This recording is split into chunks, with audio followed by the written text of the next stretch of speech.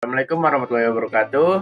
Kami dari kelompok 12 yang beranggotakan Ifki Giva Azhar dengan NIM 225520111057, Noval Zaidan Abdul Kudus Al Musyari dengan NIM 225520111060, Karel Iramil Diri Java 225520111073, Saiful Anam 225520111072, Yogi Bastian 225520111058. Di sini kami akan mempresentasikan tugas UTS Sistem Operasi.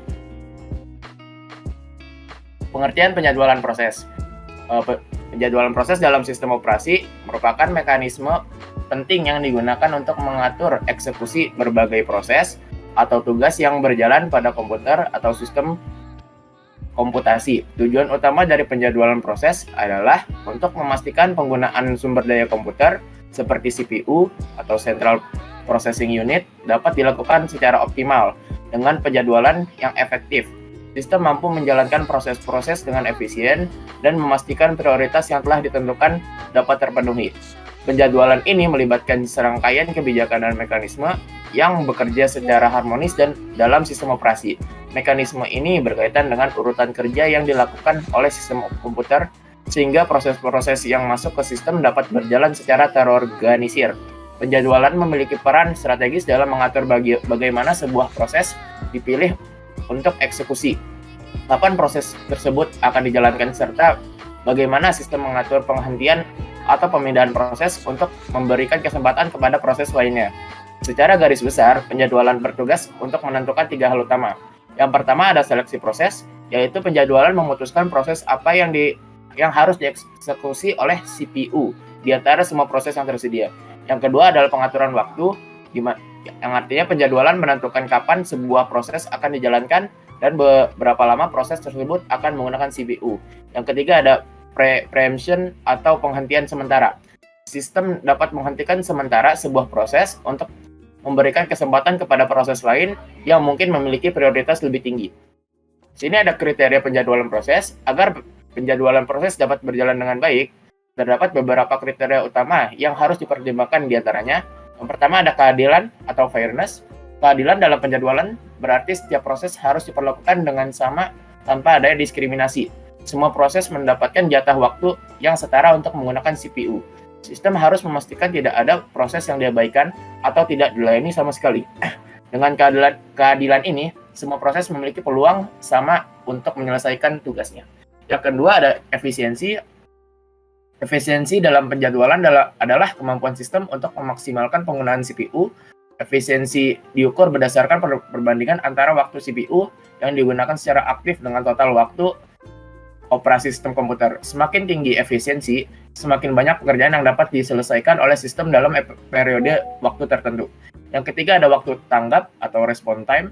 Waktu tanggap adalah waktu yang diperlukan oleh sistem untuk merespon suatu permintaan atau tugas yang diberikan. Pada sistem interaktif, waktu tanggap didefinisikan sebagai durasi yang dihitung sejak pengguna memasukkan karakter terakhir dari sebuah perintah hingga hasil pertama muncul di perangkat keluaran. Pada sistem waktu nyata atau real-time system, waktu tanggap dihitung sejak suatu kejadian muncul hingga instruksi pertama dari rutin layanan terhadap kejadian dieksekusi. Penjadwalan yang baik harus meminimalkan waktu tanggap agar sistem dapat memberikan layanan yang cepat kepada pengguna. Yang keempat ada turnaround time. Turnaround time mengacu pada total waktu yang dihabiskan oleh sebuah proses di dalam sistem, mulai dari saat proses masuk hingga proses selesai dieksekusi. Rumus perhitungannya adalah turnaround time sama dengan waktu eksekusi ditambah waktu menunggu. Turnaround time yang rendah menunjukkan bahwa proses dapat diselesaikan dengan cepat, yang berarti sistem bekerja secara efisiensi. Yang kelima ada throughput. Throughput adalah jumlah pekerjaan atau proses yang berhasil diselesaikan oleh sistem dalam satu satuan tertentu. Semakin tinggi throughput, semakin banyak tugas yang dapat diselesaikan dalam waktu yang sama. Penjadwalan yang efektif bertujuan untuk meningkatkan throughput agar sistem dapat melayani lebih banyak permintaan atau proses. Selanjutnya akan dilanjutkan oleh Saiful Anam. Baik, saya Saiful Anam, saya akan melanjutkan rumus-rumus penjadwalan proses. 1. Waktu mulai, start time. Mulai sama dengan sigma lama sebelumnya. Penentuan waktu mulai sebuah proses bergantung pada akumulasi waktu proses-proses sebelumnya yang telah selesai dieksekusi. Dengan syarat proses yang akan mulai berada dalam antrian proses sebelumnya. Rumus ini memastikan bahwa proses dimulai hanya setelah semua proses sebelumnya dalam antrian selesai dijalankan. Yang kedua, waktu selesai, finish time. Rumusnya adalah selesai sama dengan lama plus mulai. Waktu selesai menunjukkan kapan suatu proses akan selesai dieksekusi. Rumus ini menjumlahkan waktu lama eksekusi proses dengan waktu mulai proses tersebut. Yang ketiga, waktu tunggu, waiting time atau WT. Waiting time sama dengan mulai min tiba atau WT sama dengan selesai min tiba min lama. Penjelasannya di sini waktu tunggu adalah durasi yang dihabiskan oleh sebuah proses menunggu giliran untuk dieksekusi oleh CPU. Rumus ini menghitung selisih antara waktu mulai proses dengan waktu tiba proses di sistem atau dapat juga dihitung dari waktu selesai dikurangi waktu tiba dan waktu eksekusi. Yang keempat, turnaround time atau TAT. Rumusnya adalah TA sama dengan WT. WT itu waiting time plus lama atau bisa juga TA turnaround time sama dengan selesai min tiba. Turnaround time adalah waktu total yang dihabiskan oleh sebuah proses dalam sistem, mulai dari saat proses masuk hingga selesai dieksekusi. Rumus ini dapat dihitung dengan menambahkan waktu tunggu dengan lama waktu eksekusi atau dengan menghitung selisih antara waktu selesai dan waktu tiba. Di sini penggunaan rumusnya adalah rumus-rumus di atas membantu dalam menganalisis efisiensi algoritma penjadwalan seperti first command first disingkat FCFS, ada lagi shortest job next disingkat SJN atau round robin disingkat RR. Dengan menghitung nilai-nilai ini, kita dapat membandingkan performa setiap algoritma penjadwalan berdasarkan waktu tunggu rata-rata, turnaround time rata-rata, dan output. Penjadwalan yang baik akan menghasilkan 1. Waktu tunggu yang minimal sehingga proses tidak lama berada dalam antrian. 2. Turnaround time atau TAT yang kecil sehingga proses dapat diselesaikan lebih cepat. Yang ketiga, output yang tinggi yang berarti lebih banyak proses dapat diselesaikan dalam satuan waktu. Baik, di sini kita akan masuk ke algoritma penjadwalan proses preemptive. Algoritma penjadwalan preemptive adalah algoritma penjadwalan yang memungkinkan sistem operasi untuk mengambil alih eksekusi proses yang sedang berjalan. Jika ada proses dengan prioritas lebih tinggi atau jika proses dengan waktu pemrosesan yang lebih pendek tiba. Algoritma penjadwalan preemptive dirancang untuk memberikan kontrol yang lebih fleksibel dan responsif terhadap perubahan kondisi di sistem. Beberapa contoh algoritma penjadwalan preemptive meliputi 1. Round robin atau disingkat RR. 2. Shortest job first. 3. Priority scheduling. Yang keempat, preemptive multi-level queue scheduling. Yang kelima, real-time scheduling atau disingkat RTS. Sekarang kami akan membahas algoritma penjadwalan round robin secara lebih mendalam. Algoritma ini merupakan salah satu metode penjadwalan proses yang paling sering digunakan dalam sistem operasi karena sifatnya yang adil dan sederhana. Yang kedua, algoritma ini dirancang untuk membagi waktu CPU secara adil di antara sejumlah proses yang berkompetisi. Yang ketiga, ini juga merupakan salah satu algoritma penjadwalan yang termasuk dalam kategori penjadwalan preemptive, yang berarti proses dapat diinterupsi dalam kurung di preempt selama eksekusi mereka. Selanjutnya, dalam algoritma ini, setiap proses diberikan alokasi waktu CPU tertentu yang disebut time quantum. Setelah time quantum habis, CPU berpindah ke proses berikutnya dalam antrian.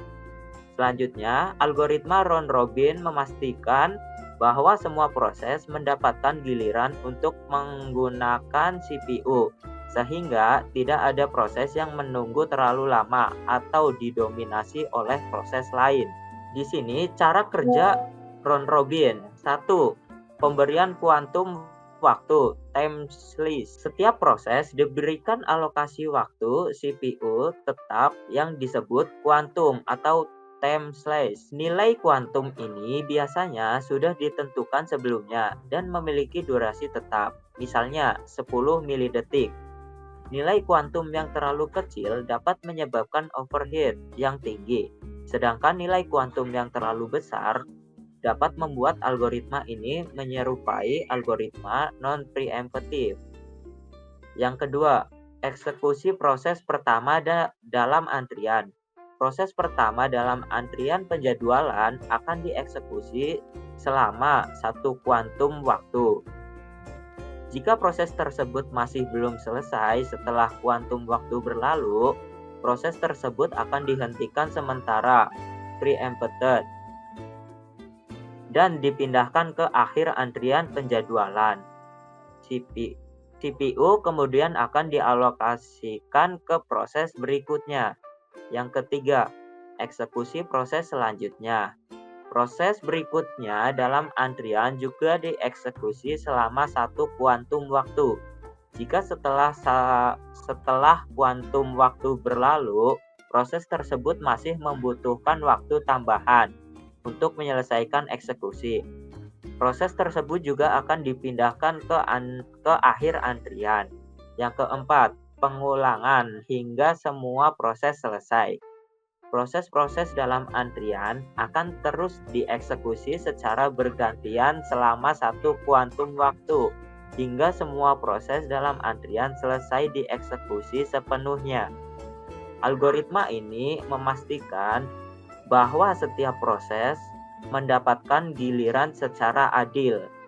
Baik, selanjutnya akan dilanjutkan oleh teman saya, Ifki Gifta Ashar. Baik, saya Ifki akan melanjutkan dari rekan saya, Saiful Anam. Jadi di sini saya akan menjelaskan kelebihan algoritma round robin. Untuk yang pertama ada keadilan atau fairness. Semua proses dalam antrian mendapatkan alokasi waktu CPU yang sama, sehingga tidak ada proses yang diabaikan atau didahulukan secara tidak adil. Algoritma ini memberikan keadilan yang tinggi dalam penggunaan CPU. Yang kedua, responsivitas terhadap input pengguna. Algoritma ini sangat cocok untuk sistem interaktif, seperti sistem operasi desktop atau server aplikasi, karena memberikan waktu tanggap yang cepat kepada setiap proses. Yang ketiga, penghentian proses panjang. Proses dengan waktu eksekusi panjang tidak dapat mendominasi CPU sehingga memungkinkan proses-proses lain untuk tetap mendapatkan giliran eksekusi. Yang keempat, penghindaran starvation karena setiap proses mendapatkan waktu CPU secara bergiliran. Algoritma ini mencegah terjadinya starvation atau proses yang tidak pernah mendapatkan akses CPU. Untuk selanjutnya yaitu kekurangan algoritma round robin. Untuk yang pertama adalah overhead beralih proses. Jika nilai kuantum terlalu kecil, overhead akibat peralihan konteks antar proses, konteks switching, dapat menjadi sangat tinggi, mengurangi efisiensi sistem secara keseluruhan. Terus yang kedua, kurang efisien untuk proses intensif CPU. Proses yang membutuhkan waktu eksekusi panjang atau CPU intensive proses dapat terpecah-pecah menjadi beberapa giliran eksekusi, menyebabkan proses tersebut memerlukan lebih banyak waktu untuk selesai. Yang ketiga, tidak optimal untuk sistem real time. Algoritma ini tidak dirancang untuk sistem waktu nyata atau real time system yang membutuhkan prioritas tinggi dan eksekusi segera untuk proses-proses tertentu. Dan yang keempat adalah pemilihan nilai kuantum yang tepat. Menentukan nilai kuantum yang ideal adalah tantangan dalam algoritma ini. Kuantum yang terlalu kecil akan meningkatkan overhead, sedangkan kuantum yang terlalu besar dapat mengurangi responsivitas sistem. Untuk selanjutnya akan dilanjutkan oleh rekan saya, yaitu Yogi. Baik, di sini saya Yogi Bastian akan melanjutkan di soal round robin ini. Kita ambil studi kasus anak-anak bermain di sebuah taman bermain. Bayangkan di sebuah taman bermain, ada sebuah wahana yang hanya bisa digunakan oleh satu anak dalam satu waktu. Ada 5 anak yang ingin bermain. Petugas taman bermain memutuskan untuk menggunakan aturan giliran dengan sistem round robin. Sistem ini menggunakan waktu bermain maksimal atau kuantum yang telah ditentukan, yaitu 3 menit per giliran. Setiap anak yang tiba di antrian diberikan waktu bermain selama 3 menit. Jika anak tersebut belum selesai bermain setelah waktu tersebut, mereka harus kembali ke antrian dan menunggu giliran berikutnya. Proses ini terus berlanjut sampai semua anak selesai.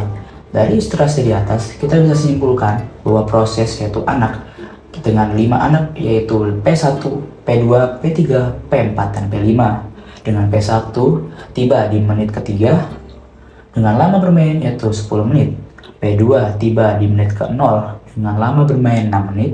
P3 tiba di menit ke-5 dengan lama bermain 4 menit. P4 tiba di menit ke-12 dengan lama bermain 8 menit. Dan P5 tiba di menit ke-8 dengan lama bermain 7 menit. Dengan kuantum atau Q yaitu 3, dengan total lama bermain dijumlahkan semuanya yaitu 35 menit. Kita simulasikan waktu bermain dengan 35 menit tersebut per menitnya. Yang pertama, dari menit ke-0 sampai ke-3, P2 datang. P2 adalah anak pertama yang tiba di taman bermain. Ia langsung bermain selama 3 menit. Setelah giliran ini, P2 masih membutuhkan 3 menit untuk menyelesaikan permainannya. Ia langsung ke antrian. Pada menit ke-3 sampai ke-6, P1 tiba pada menit ke-3 dan langsung bermain. P1 bermain selama 3 menit dari total 10 menit waktu bermainnya. Ia masih membutuhkan 7 menit dan kembali ke antrian.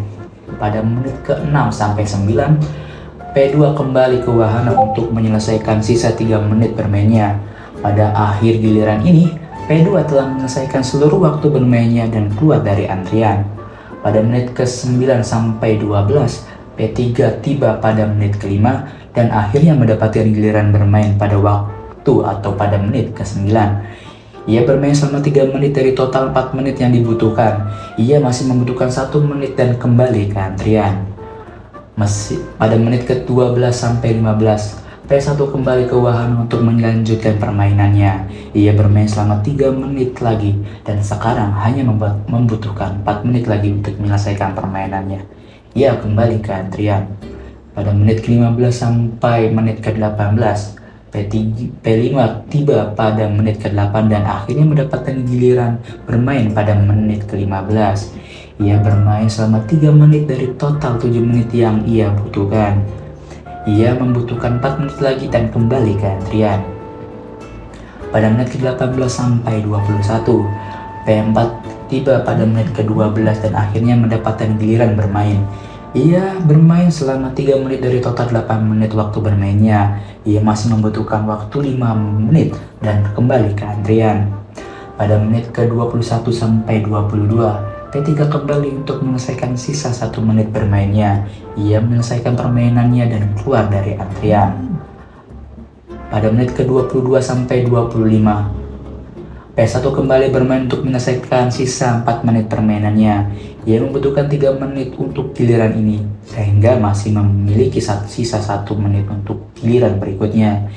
ia pun kembali ke antrian. Pada menit ke-25 sampai 28, P5 kembali untuk menyelesaikan sisa 4 menitnya. Ia bermain selama 3 menit dan masih membutuhkan 1 menit lagi. Ia kembali ke antrian. Ke-28 sampai 31, P4 kembali untuk menyelesaikan sisa 5 menit bermainnya. Ia bermain selama 3 menit dan menyisakan 2 menit waktu bermain. Ia pun kembali ke antrian. Pada menit ke-31 sampai 32, P1 kembali untuk menyelesaikan sisa 1 menit permainannya. Ia menyelesaikan permainan dan keluar dari antrian. Pada menit ke-32 sampai 33, P5 kembali untuk menyelesaikan 1 menit permainannya. Ia juga pun keluar dari antrian. Pada menit ke-33 sampai 35, P4 menyelesaikan sisa 2 menit permainannya dan keluar dari antrian tersebut.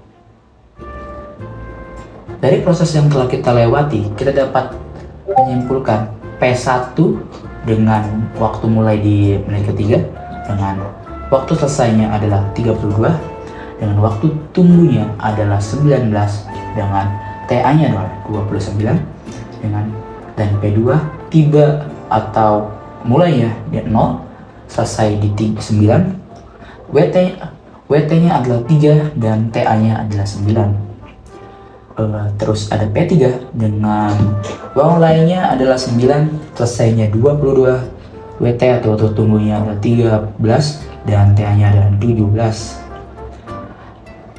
P4 mulai di 18, mulai selesainya 35, WT-nya adalah 15 dan TA-nya ada 23, dengan P5 mulainya ada 15, selesainya 33, WT-nya adalah 18 dan TA-nya adalah 25, dengan total WT adalah waktu tunggu adalah 68 dengan rata-rata 13,6, dengan TA totalnya adalah 103 dengan rata-rata adalah 20,6. Selanjutnya kita masuk pada penjadwalan proses non-primitif yang akan dilanjutkan oleh rekan saya, Noval Zaidan. Oke, ini saya akan lanjutkan penjadwalan non-preemptive. Non-preemptive berarti tidak bisa dijeda atau diingat bahwa algoritma non-preemptive lebih sederhana pada algoritma preemptive, tapi mungkin kurang responsif dalam menghadapi perubahan prioritas darurat. Contoh algoritma penjadwalan proses yang non-preemptive yang pertama, first come, first serve atau first in, first out, FCFS atau FIFO. Yang kedua adanya SJF, shortest job first atau PTD, proses terpendek didahulukan. Tiga adanya HRN, highest ratio next atau RPTD, rasio penalti tertinggi didahulukan. Yang keempat adanya priority scheduling, prioritas dari tinggi ke rendah. Yang kelima ada non-preemptive multi-level queue scheduling, karena adanya guaranteed scheduling, dan yang ketujuh adanya deadline scheduling. Algoritma penjadwalan PTD atau SJN ya, algoritma penjadwalan PTD, proses terpendek didahulukan atau dikenal juga sebagai SJF, shortest job first, dan SJN, shortest job next, adalah algoritma penjadwalan proses yang memberikan prioritas kepada proses dengan lama pemrosesan, burst time, terpendek. Artinya, proses dengan waktu eksekusi yang paling singkat akan dieksekusi lebih dulu dibandingkan proses lainnya. Cara kerja PTD, SJF, SJN, yang pertama ada proses baru tiba. Ketika suatu proses tiba, sistem akan membandingkan lama pemrosesan, burst time, proses tersebut dengan proses yang sedang dieksekusi atau yang ada di dalam antrian. Yang kedua, perbandingan burst time. Jika lama pemrosesan proses baru lebih singkat dari proses yang dieksekusi atau proses dalam antrian, maka proses baru ini akan mendapatkan prioritas untuk dieksekusi lebih dulu. Jika lama pemrosesan proses baru lebih panjang, proses tersebut akan ditempatkan di akhir antrian. Yang ketiga, adanya pemilihan proses berikutnya. Setelah proses yang sedang berjalan selesai, proses berikutnya yang akan dieksekusi adalah proses dengan lama pemrosesan terpendek dalam antrian. 4. Eksekusi berlanjut. Proses ini terus berulang hingga semua proses selesai dieksekusi. Kelebihan PTD SJF SJN yang pertama, efisiensi waktu pemrosesan. Karena waktu proses dengan waktu eksekusi terpendek diprioritaskan, algoritma ini meminimalkan jumlah waktu CPU yang terbuang. Yang kedua, peningkatan responsivitas. yaitu proses singkat dieksekusi lebih cepat sehingga menjadi lebih responsif terhadap tugas-tugas kecil. Ketiga, pengurangan waktu tunggu rata-rata. Algoritma ini mengurangi waktu tunggu rata-rata untuk seluruh proses dalam sistem karena proses dengan burst time kecil dieksekusi lebih cepat. Dan ada kekurangan PTD SJF dan sama ketidakadilan bias. Proses dengan burst time panjang dapat mengalami starvation, tidak mendapatkan giliran eksekusi, terutama jika selalu ada proses baru dengan burst time lebih pendek. Kedua, kesulitan prediksi lama pemrosesan. Algoritma ini membutuhkan perkiraan atau yang lama pemrosesan burst time sebelumnya yang mungkin sulit atau tidak akurat. Dan yang ketiga, proses awal yang signifikan. Jika proses memiliki burst time yang sangat besar, maka proses lain harus menunggu lama sebelum mendapatkan giliran. Yang keempat, adanya overhead. Perbandingan burst time dan pengurutan proses berdasarkan lama pemrosesan menambah overhead pada sistem. Kelima, adanya konflik prioritas. Konflik dapat terjadi jika beberapa proses memiliki burst time yang sama, sehingga diperlukan aturan tambahan, misalnya FCFS. Keenam, pemborosan sumber daya. Jika proses singkat memerlukan perangkat tambahan atau sumber daya lain yang belum siap, waktu CPU bisa terbuang sia-sia. Ini ada catatan penting, untuk SJF optimal secara teoretis, algoritma ini secara teori memberikan waktu tunggu rata-rata terendah dibandingkan algoritma lainnya. Tetapi implementasinya sulit dalam situasi nyata karena memerlukan prediksi burst time. Yang kedua ada penggunaan nyata. SJF sering digunakan dalam sistem batch processing, di mana waktu pemrosesan setiap proses biasanya diketahui sebelumnya, lalu akan oleh rekan saya Ifki. Oke, jadi saya akan melanjutkan dari rekan saya Noval. Jadi di sini saya akan menjelaskan contoh soal kehidupan sehari-harinya. Di sebuah kafetaria terdapat 4 pelanggan yaitu A, B, C, dan D yang datang pada waktu yang berbeda untuk memesan makanan. Setiap pelanggan membutuhkan waktu yang berbeda untuk dilayani atau lama pelayanannya, berdasarkan jenis makanan yang mereka pesan. Pelayan menggunakan sistem Short Job Burst atau SJF untuk melayani pelanggan agar total waktu tunggu dan waktu layanan rata-rata menjadi minimal. Di sini ada tabelnya yaitu data pelanggan, jadi di mana pelanggan A waktu tiba menitnya itu 0 dan lama pelayanan menitnya itu 5 menit. Dan ada pelanggan B dengan waktu tibanya 3 menit dan lama pelayanannya 7 menit.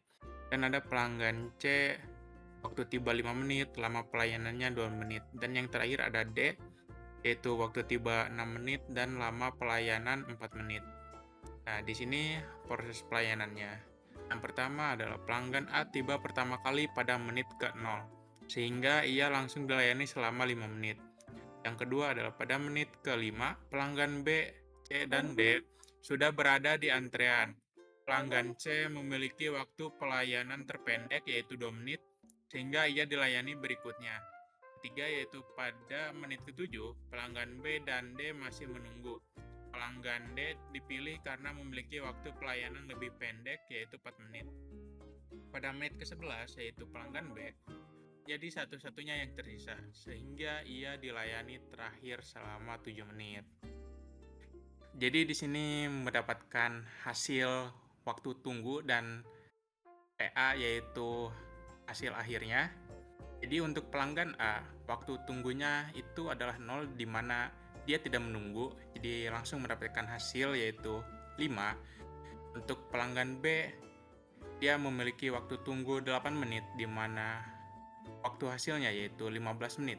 Dan untuk pelanggan C, untuk waktu tunggunya adalah 0 di mana dia tidak menunggu, jadi langsung mendapatkan hasil yaitu 2 menit. Dan yang terakhir ada pelanggan D di mana waktu tunggunya adalah 1 menit dan waktu selesainya yaitu 5 menit, di mana totalnya untuk waktu tunggu itu adalah 9 dan untuk waktu selesainya itu 27 menit. Dan untuk ratanya yaitu untuk waktu tunggu adalah 2,25 menit dan untuk waktu selesainya yaitu 6,75 menit. Untuk selanjutnya akan dilanjutkan rekan saya yaitu Karel. Ya, di sini saya akan melanjutkan dari rekan saya, Ifki. Kesimpulannya di sini adalah round robin atau yang disingkat RR. Round robin adalah algoritma penjadwalan yang berfokus pada keadilan dan responsivitas proses dieksekusi secara bergiliran dengan alokasi waktu tertentu atau kuantum, memastikan setiap proses mendapat giliran tanpa adanya yang terabaikan. Algoritma ini cocok untuk sistem multitasking atau interaktif, tetapi memiliki kelemahan berupa overheat jika kuantum terlalu kecil. Deskripsi shortest job first atau yang disingkat SJF. Shortest job first adalah algoritma yang memprioritaskan proses dengan waktu eksekusi paling singkat. Pendekatan ini meminimalkan waktu tunggu rata-rata sehingga sangat efisien untuk sistem batch atau non-interaktif. Namun algoritma ini kurang responsif terhadap proses baru dan dapat menyebabkan starvation untuk proses dengan waktu eksekusi panjang. Sekian dari kelompok kami, kurang lebih mohon maaf. Wassalamualaikum warahmatullahi wabarakatuh.